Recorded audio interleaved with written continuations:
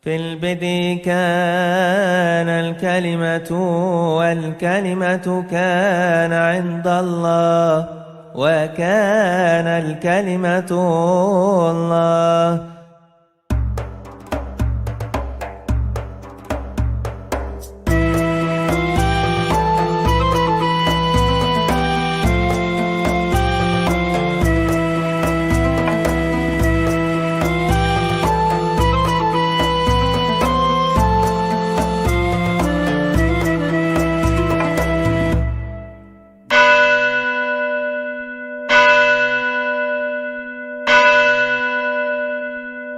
Namun hati-hatilah, jangan sampai kesalahan normatif itu tanpa sadar melahirkan sikap pandang ahistoris, suatu bentuk kemalasan berpikir. Ya Tuhan, ampunilah kami yang tidak cerdas memahami bahwa tidak semua katanya adalah faktanya. Katanya, trompet pada tahun baru itu berasal dari shofar Yahudi. Karena itu, jangan marah kalau kami tak sudi meniupnya. Faktanya, memang Rosh Hashanah, tahun baru Yahudi, juga disebut Yom Teruah, hari meniup shofar, dan jatuh setiap tanggal 1 bulan Tisri atau sejajar dengan bulan September atau Oktober. Namun tahun baru Yahudi ini tidak ada kaitannya dengan tahun baru Masehi yang dibuat oleh Rahib Dionysius Exiguus atas perintah Paus Yohanes pertama pada tahun 525 Masehi. Lagi pula, meniup shofar itu bukan monopoli Yahudi, sebab Reo Ponorogo juga meniup trompet tanpa harus takut dituduh antek-antek Zionis. Ya Tuhan, ampunilah kami yang tidak cerdas memahami bahwa tidak semua katanya adalah faktanya. Silakan duduk. Shalom alaikum, Bismillahirrahmanirrahim. Ini liturgi apa bukan? Saya tidak tahu. Yang penting ini pelajaran yang memaksa orang untuk membaca. Sebab kalau tidak itu pasti orang malas membaca. Membaca dengan teliti pun masih ada salahnya. Buktinya yang membuat liturgi ini salah ketik. Mestinya Sukot ditulis Yom Kippur, nah ini salah. Untung nggak saya tulis Sukot. Sukot ditulis Yom Kippur. Ini kesalahan ketik karena dibuat tadi malam jam 2. Tapi saudara-saudara yang saya hormati,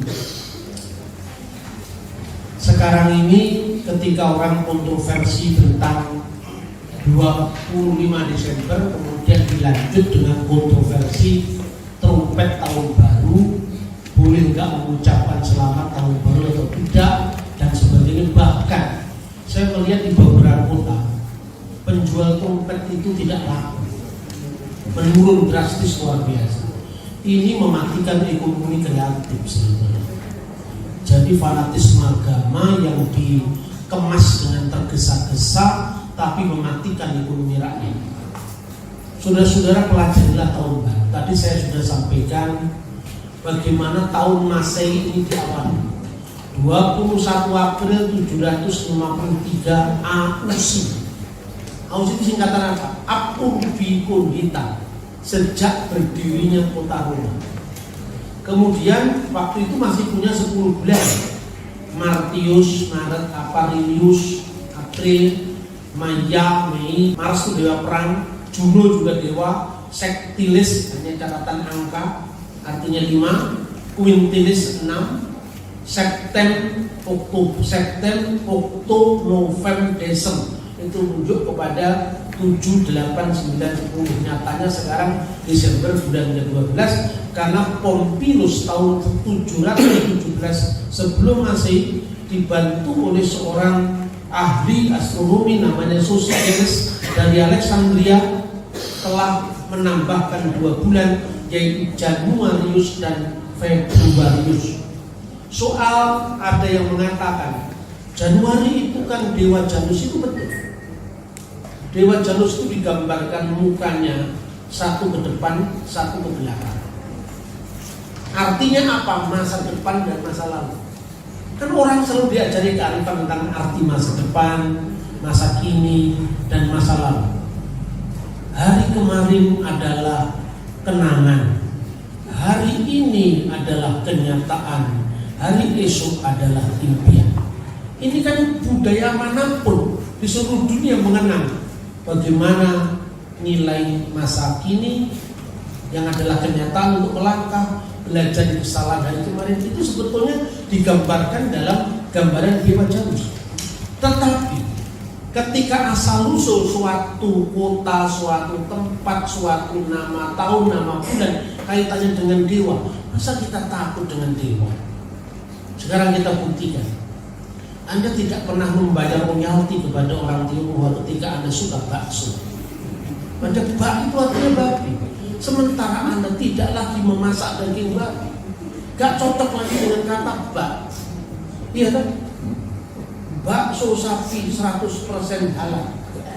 Gak ada bak yang halal namanya bak itu babi. Orang tidak mungkin makan harus tanya asal usul bak itu bahasa apa yang enggak. Begitu juga bulan, tahun kan gak perlu harus seperti itu. Lagi bulan. Tidak semua bulan pertama namanya Januari. Kalau Anda pergi ke Mesir, orang Arab di Mesir menyebut bulan Januari. Tetapi kalau Anda pergi ke Syria, bulan Januari itu kanun astani, bahasa Arab. Bulan Desember bukan Desember, tetapi kanun al-awal, kanun awal, kanun sani, kanun pertama, kanun kedua. Artinya apa? Sekalipun sama-sama menerima bulan-bulan Samsiah, tapi mereka memiliki kebudayaan yang berbeda. Sama dengan kita. Hari-hari kita ini kan diawali dari hari pertama, kedua, ketiga, sampai hari ke-7.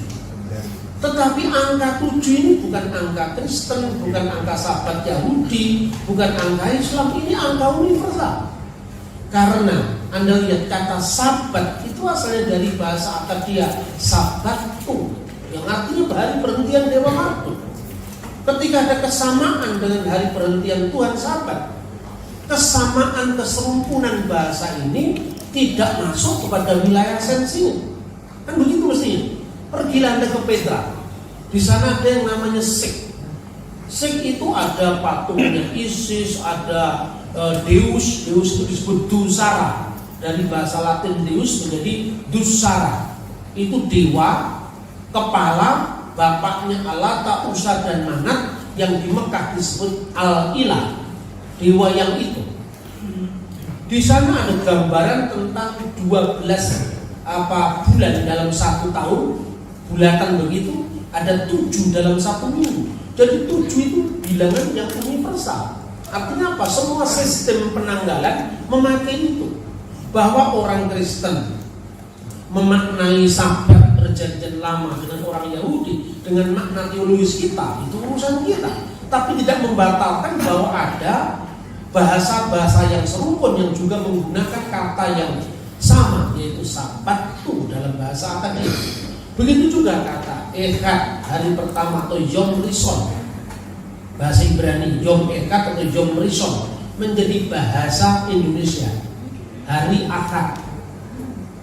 Ketika bersamaan dengan munculnya pers nasional yang waktu itu banyak dirintis oleh orang Belanda, jatuh ke tangan pribumi, muncullah orang yang bernama Raden Mas Tirto Adisuryo yang mendapatkan hadiah sebagai tokoh pers nasional dari Presiden SBY. Dia mulai menggunakan pemberita Betawi terbit mingguan. Lalu dia mengatakan terbit saban Sabtu kecuali tidak keluar Minggu. Jadi kata minggu itu dipopulerkan oleh pemberita Betawi. Dan tahukah Anda siapakah Tirto Adisuryo? Salah satu anggota Budi Utomo dan pendiri Syarikat Islam di Jawa Barat. Tokoh Syarikat Islam di Jawa Barat. Dan setiap edisi pemberita minggu itu selalu memunculkan dakwah Islam di sana. Siapakah yang kemudian menuduh hari Minggu hanya sekedar hari ibadah orang Kristen, hanya gara-gara asal katanya dari Domingo? Iya kan? Ini sesuatu yang naif, seperti Anda mengatakan huruf bangkrut ternyata dari bahasa Latin. Kalau Anda memutuskan bahasa Latin sesuai dengan liturgi rumah, jangan menggunakan kata bangkrut, memang artinya bangkrut. Karena apa bangkrut? Karena bangku yang dibolak-balikkan. Tidak sama dengan orang jualan lombok di Sumba, gulung tikar karena pakai tikar. Ini lahir dari budaya. Nama bahasa itu lahir daripada budaya. Hari kedua, Yom Sheni menjadi Yaumul Isnin, hari Senin. Yom Selisi menjadi Yaumul Arba'ah. Yom Khamisi, hari kelima menjadi Yaumul Khamis. Hari keenam Yom Sisi disebut dengan Yaumul Jum'ah karena apa? Waktu itu umat Islam berkumpul bersama berjamaah, maka disebut hari Jumat. Yang Islam alergi dengan hari Minggu, orang Kristen tidak alergi dengan hari Jumat, tetap saja tidak pernah protes tanggalannya berbunyi hari Jumat, kan begitu? Karena kalau dia protes itu bahaya bahasa Indonesia kita ini. Karena ada yang akan menuntut hak cipta yang lain. Orang Hindu akan menuntut hak cipta, Pak, kembalikan kata bijaksana, Pak. Karena bijaksana itu aslinya dari vicaksana. Kembalikan, Pak, kata duka, sengsara, cinta, itu dari bahasa Pali, Sanskrit, Pak. Itu made in Siddhartha Gautama. Benar begitu kan? Lalu sebuah ayat Al-Quran diterjemahkan, ya ayuhan nas, wahai manusia, kembalikan kata manusia, Pak. Karena itu Adam dan Hawanya orang Hindu. Jadi Adam yang bernama Manu, sang-yang Manu, istrinya Satarupa, jadi Manu dan Satarupa, manusia, jamaknya Manusu. Miliknya Sanskerta, Pak, miliknya Hindu, Pak. Orang Kristen juga akan usir, Pak. Nama Indonesia kembalikan ke Nusantara, Pak. Kali Indonesios dari bahasa Yunani, Pak. Itu bahasanya perjanjian baru. Kan kacau bahasa Indonesia kita. Nanti orang Katolik juga, Pak, bahasa Latin, Pak, sosius itu, Pak. Keadilan sosial itu belum dipakai oleh Bung Karno sebelum pidatonya dia dibuang di Flores, baru ketemu kata keadilan sosial. Itu dokumen dari Paus Pius, Pak. Yang begini kan merusak Albi, karena Pancasila itu milik kita semua, maka semua punya sumbangan. Kok sekarang bahasa dipersoalkan? Sering-seringlah membaca buku, jangan hanya lihat HP saja. Tidak tahu berita dari mana, simpang siur dari mana. Tahun 717 kemudian ubah lagi pada tahun 46 sebelum Masehi ketika Julius Caesar. Lalu pada zaman Dionysius Exiguus, Paus Roma, mulai menentukan yang namanya incarnatione Yesus, yaitu sejak inkarnasi Yesus. 1 Januari dulu adalah pergantian konsul Roma setiap tahun. Tetapi kata itu dimaknai oleh Dionysius Exiguus, yaitu apa? Seluruh dokumen kuno, Julius Africanus, kemudian Hippolytus, kemudian kronogram Anno 34, itu kalender rumah kuno tadi, semua rumusannya sama, termasuk Epifanius dari Yerusalem, rumusannya sama. Kapan Yesus dilahirkan? Tidak semua menunjuk 25 Desember, tapi dia menunjuk kata-kata 8 hari sebelum Januari. Kenapa 8 hari sebelum Januari? Dalam narasi tadi sudah disampaikan. Karena pada waktu itu Yesus disunat, dan penyunatan itulah awal manusia dianggap sebagai perjanjian Abraham. Di tengah-tengah hingar-bingarnya penyembahan berhala paganisme Roma, kekristenan masih mengawali hari sebagai umat pilihan Tuhan sesuai dengan janji Abraham. Bukan tanpa kebetulan kalau semua dokumen gereja ternyata memuat hal yang sama. 8 hari itu dihitung dari sunat Yesus, ya, sama seperti hijrah juga tidak dihitung sejak lahirnya Muhammad, tetapi dihitung sejak hijrahnya Kanjeng Nabi, kan gitu. Jadi sistem kalender itu masing-masing memiliki alasan. Kemudian tadi sudah disampaikan 15 Oktober 1582 terjadi kekacauan kalender itu, maka dibuanglah hari 10 hari tambah 3 hari 1700, 1800, 1900, akhirnya Natal gereja Barat itu berbeda dengan Natal gereja Timur. Jadi sekarang ini menurut kalender Julian tanggal 7 Januari sekarang ini sama dengan 25 Desember. Besok 26, sekarang 25 Desember. Kalau Anda belum mau masuk kerja, pakai kalender Julian. Supaya ini belum masuk kerja karena kalender Julian, karena hari ini masih 25 Desember, jadi masih libur sampai tanggal 4 nanti kan itu kan. Nah kemudian sekarang tentang istilah yang sama-sama tadi, bagaimana? Janu, ari kan dari Janus. Sekarang pertanyaannya, pernahkah Bapak Ibu mendengar nama besar Sultan Agung Hanyokrokusumo? Apa karya besarnya bagi kita? Sasto Gending, ya kan? Yang kedua, penanggalan Jawa. Penanggalan Jawa zaman Sultan Agung itu sistemnya adalah sistem Hijriah, sistem kalender bulan. Tetapi dia meneruskan kalender Saka Majapahit, Saka Hindu, sebagai bukti bahwa dia menciptakan peradaban baru. Bulan pertama dalam kalender Sultan Agung dinamakan apa? Suro. Namanya pun diambil alih dari berbagai macam bahasa. Suro, Sapar, Mulut, Bakdo, Mulut, Jumatil Awal, Jumatil Akhir, Rejab, Ruah, Poso, Sawal, Selo Besar. Kan begitu kan? Kenapa disebut Ruah? Karena pada bulan Saban biasanya umat Islam atau orang-orang Jawa Islam sebelumnya dia mengirim kembang doa di kuburan untuk kepada siapa? Para roh. Para roh bahasa Arabnya arwah, karena lidah Jawa menyebut ruah. Setelah ruah poso, karena nggak ngomong Ramadan, pokoknya poso. Setelah poso Syawal. Pertanyaan kenapa disebut suro? Pernahkah Anda orang Jawa pernah mengatakan bahwa ternyata kata suro itu berasal dari kitab Taurat, yaitu kitab Imamat. Jelas di situ dari kata suro itu berasal dari bahasa Ibrani. Di mana catat? Baca Imamat pasal 23 ayat 27. Tanggal 10 bulan ke-7 adalah hari penebusan. Akbe Asor, Asor itu Asrah bahasa Arabnya. Akbe Asor la Kodes Hasifi'id Yom Hakimin. Pada tanggal 10, jadi Asrah bahasa Arab, Asor bahasa Ibrani, Asura bahasa Aramaik. Jadi Asor, Asrah, Asura bahasa Aramaik. Kemudian masuk lewat vocabulary Arab menjadi Asyura. Dari kata Ibrani, Aramaik, Arab. Tapi suro yang artinya semula 10, apa sekarang artinya 10 dalam bulan Syawal? Bahkan Nabi Muhammad pun menyuruh umat Islam puasa pada bulan Yahudi puasa itu. Kalau Anda membaca kitab hadis, saat itu berpuasalah kamu. Sumuhu wa sumu qablahu wa ba'dahu yauman wala tusabihu bil yahud. Berpuasalah pada bulan itu, bulan Syawal.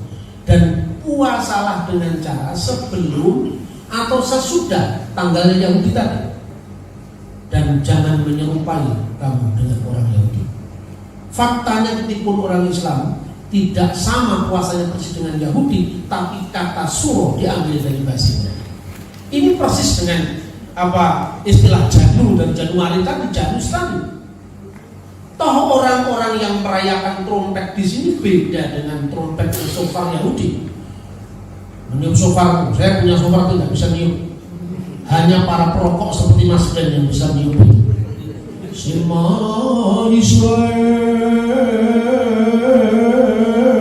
sambil parat nggak bisa. Tapi kalau trompet Ponorogo saya bisa. Trompet ngempet bisa kan? Tempur mumpung kambang irang ketipung imbang kunang loro tur slendro selompret belok bisa kalau itu. Jarang ke panggung lang merake macan mana macan satu orang Ponorogo pasti bisa kan? Saya tidak bisa meniup shofar, saya bisa meniup trompet. Tapi trompetnya Yahudi dengan sofarnya Ponorogo itu beda balik. Sofarnya Yahudi dengan trompetnya Ponorogo beda. Gue ya semua dilihat dari kasusnya tercatat. Langsung kebiak-biak podo asini, kebiak gulo podo negine, lu becek ngono kan. Timbangannya kasih gitu loh. Orang tuh boyo jangan fanatik lah. Gue tuh urip orang karo tonggomu sing agamane podo, selera bajunya sama. Tapi kita itu justru nggak sama, menjadi indah. Itulah pesan Bhinneka Tunggal Ika.